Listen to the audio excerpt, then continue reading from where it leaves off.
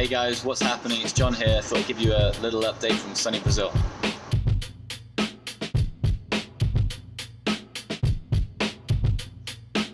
So firstly, I should probably explain where we are. We're not in the Amazon getting eaten alive by giant spiders. And we are not in Rio or Sao Paulo getting shot up in a favela. We're in a city called Goiânia, which is in a state called Goiás. Brazil has 26 states, plus the federal district for the capital, Brasilia, which is kind of their equivalent of Washington, D.C. Just for a guide as to where exactly we are, this is Goiânia, this is Brasilia, not far away. Then on the coast there is Rio de Janeiro and Sao Paulo. One thing I love about Brazil is the way they name their states. So I just thought I'd give you a quick walkthrough of some of the names that I like. So up in the northwest, we've obviously got Amazonas. Next to it, we've got Para. North of that, we've got Amapá, Mato Grosso, Goiás, Sao Paulo, Rio de Janeiro, Espírito Santo, Bahia, and Paraíba. But what do those state names mean? Well, the Amazons, sea, place of rain, bad for navigation, bay, Holy Spirit, River of January, St. Paul, people of Gaia, and of course, thick bushes. So now you should roughly know where we are in Brazil. We're north of St. Paul, east of thick bushes, south of the place of rain, and west of bad for navigation. So in the last few days as well, we've been contending for internet. We've moved out of the place we were staying with some friends for the first few days in what they call a condominium fechada, which means a closed condominium or gated community. And I'll give you some more information about those places later. And we've moved into our new apartment. But again, I'll give you a rundown of that fun later as well. On the first weekend we were here, we went down to a little place called Sanclerlandia. A lot of Sanclerlandia was formed when one family from the eastern state of Minas Gerais, which was overpopulated, decided to sell up their smaller holdings there and came across to Sanclerlandia and bought dozens of square miles of farmland in this uninhabited country, had to cut down thicket with machetes, had to clear fields from boulders, and this one family have essentially been responsible for a lot of the founding of Sanclerlandia. Current population 7,000, 14,000 cattle. We were staying at the farm there with our host Annie. Now rain's going to be quite a dominant theme for the first few weeks of our stay because of the season we're in here, but when we arrived at the farm it was absolutely magical because for a moment everything just stopped and all we were left to do with was listen to the sound of the rain as it hit the tiles on the roof and rolled down, hitting the various buckets and creating this incredible musical sound.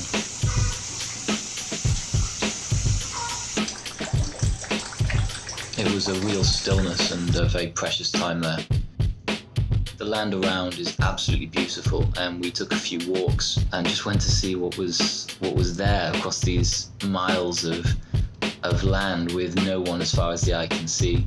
We saw some great interesting animals, friendly hummingbird just sitting in the shower, some budgies on the fence post, I don't know if you can make them out. Roadrunners are real.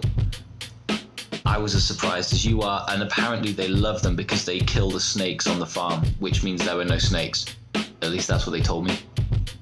The cows here look very different as well because they've got this hump. Apparently it's because they were mating them with camels.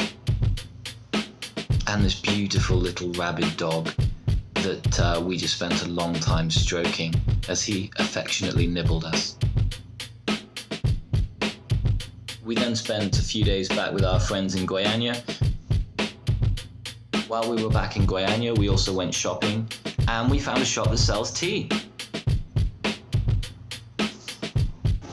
As we expected, in the tea boutique, not a single pot of tea. Before we headed out again to a small industrial town called Niquelandia, there were lovely forests and mountains and fields along the road on the way, and sunset as we arrived. We had a good time with some people from the church there, and a nice meal to close the evening. Our next stop was a small town called Goianesia to visit another church there. And on the way, we of course passed the Statue of Liberty. We also passed some waterfalls that we planned to visit on our way back. More mountains were passed by, and then we saw the approach to the city of Goianesia itself. I'm just going to warn you about one thing. In Brazil, health and safety standards are not necessarily always as high as in the United Kingdom. I know, I was as surprised as you are. But we did see dangling power lines occasionally. This is because people throw up wires and leeching electricity for free from the grid, which is enterprising but dangerous. Also in Goianesia, we hung out with our new friend Natalis. We're spending quite a bit of time with him. He's from Goiânia as well, and I'll introduce him better later. I was also introduced to a new food while we were there. So I'm eating at a Brazilian place. I don't really know what it's called, but they do have my favorite chicken feet. So I'm excited to share with you just how amazing that flavor is. In the chicken foot restaurant, it started hammering it down, and we had to wait a while till we could escape. After Goianesia, we hit the road again, this time to a small, more touristic town called Pirinopolis. It's absolutely beautiful on the journey.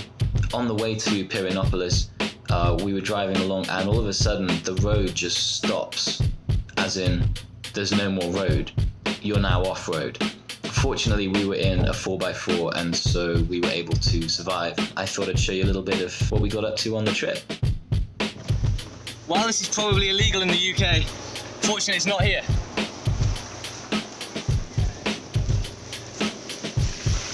Why? No!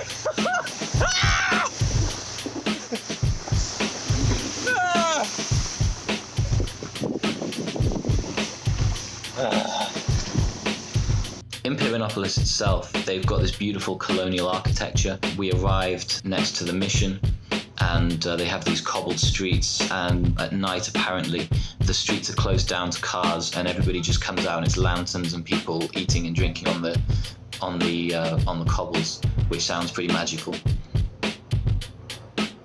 The area around Pirinopolis is famous for its waterfalls. These were the waterfalls we saw on our way there, and so we went to visit them on the way back.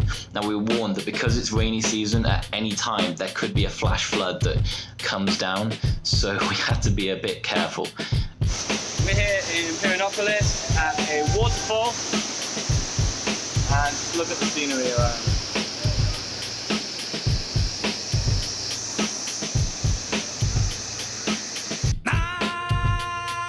We were walking in the river, swimming, going under the falls themselves. I did my best not to drop my phone in. Titus discovered a cave, and he's here splashing water to try and get rid of spiders and mosquitoes. He's a lot more Bear Grylls than I am. But at the end of our time on the waterfalls, Lara was out there crossing the rope bridge, swimming in the river, going under the waterfalls. I would like to award myself 3.5 Bear Grylls out of 5. So we're having a great time, and we've got lots more exciting things to show you. Next time I'll show you some of the food, the football, and a little city called Rio Verde. See you then. Bye.